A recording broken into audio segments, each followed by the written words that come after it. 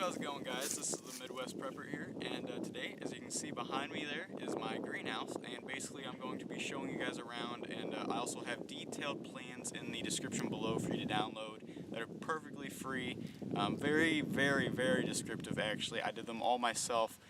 Really good illustrations for you to do.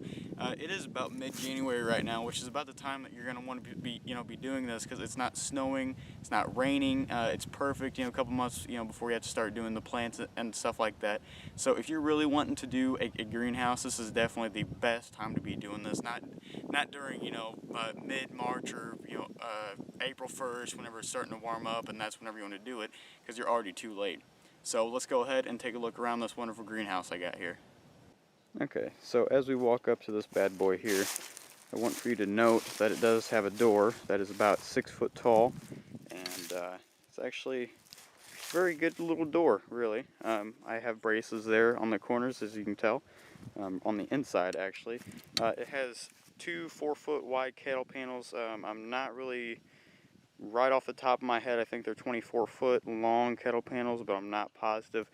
As you can see here, these are very, very necessary. These actually protect the plastic that on the corners, because the corners of the cattle panels are very, very sharp, so you definitely don't want to damage your plastic that you spend an arm and a leg for to last for about 10 years. Well, about 6 to 8 years, really. So, as you can tell, I got one in there, I got one in the center, and one in the very rear, which actually, the one in the center you definitely need, because that's the one that's going to be the hardest to get to patch, and it takes about 10 to 15 minutes to get that on there. So, as you can tell here, there's 2x6 skids cut at a 45-degree angle on both sides. That is also shown in the, details down there. But yeah, brain fart, man. It is cold out here. It's about 30 degrees. It's about 65 to 70 in there right now, so I'm kind of rushing to get in there. On the back here, as you can tell, there is a window. I'm pretty sure it's 3 foot by 3 foot, but don't rely on me for that. That's why I did all those details. So, as you can look here, it's just basic stuff, really. I mean, the hardest part's really stretching that plastic, and that window is crucial. You need to have that window in there with the brackets and all that stuff, which it's really hard to cut that window in because you're dealing with 2x2s basically. So, same over here on this side. And I just wanted to make a note. When you're stretching this plastic across, you want to attach it at one end, which would be this end or whichever end, doesn't really matter, really. And you're going to want to stretch it all the way across here, get it nice and tight, and then you want to roll it over the top. And if you look over here, you can tell where this writing is here.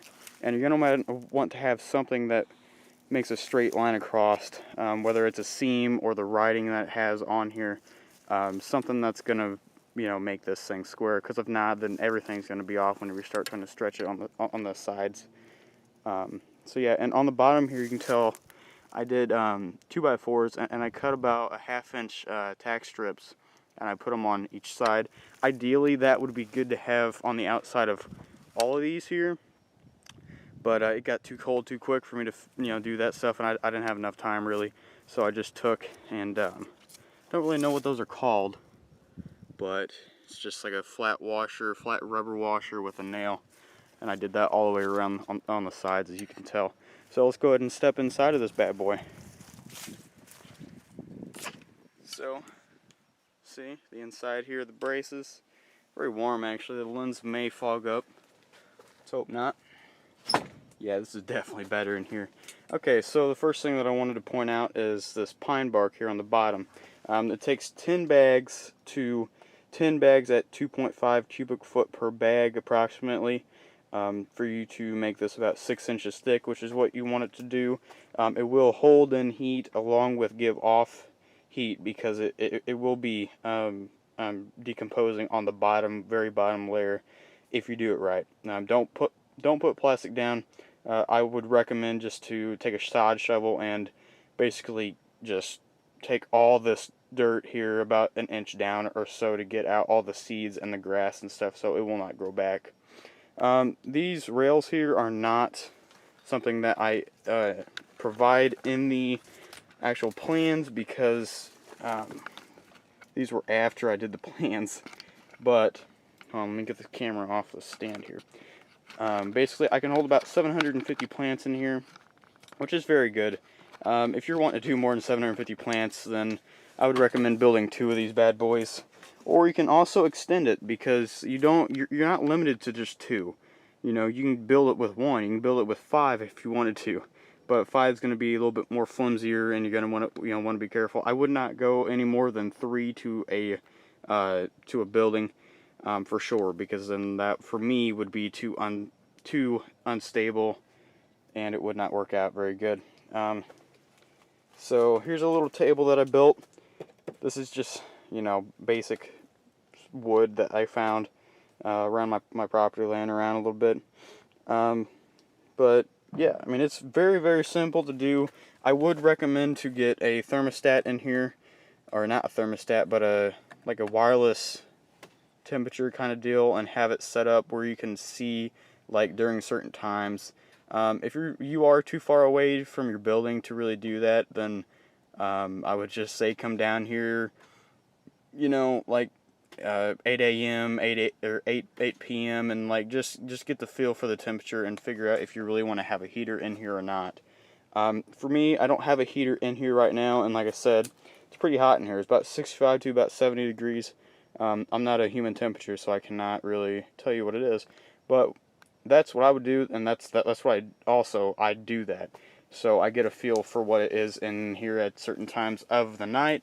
I came out here the other night about 4 a.m. and it definitely needs to have a heater in here if I'm going to start putting plants in here soon to start my parsley. But one thing that's crucial that I want for you guys to note: where's the sun at? You see the sun right now? Me neither. There's the sun right there. Ideally, you want the sun to come up right over the top of this bad boy to give it, you know, maximum heat and sunlight for the day. But right now I got 2 houses and I have a crap ton of trees, but this is also during mid-January, so once it comes summertime, the sun's going to come more right up through here and still kind of be blocked by those branches, but not as bad. So that basically concludes my wonderful greenhouse that I built.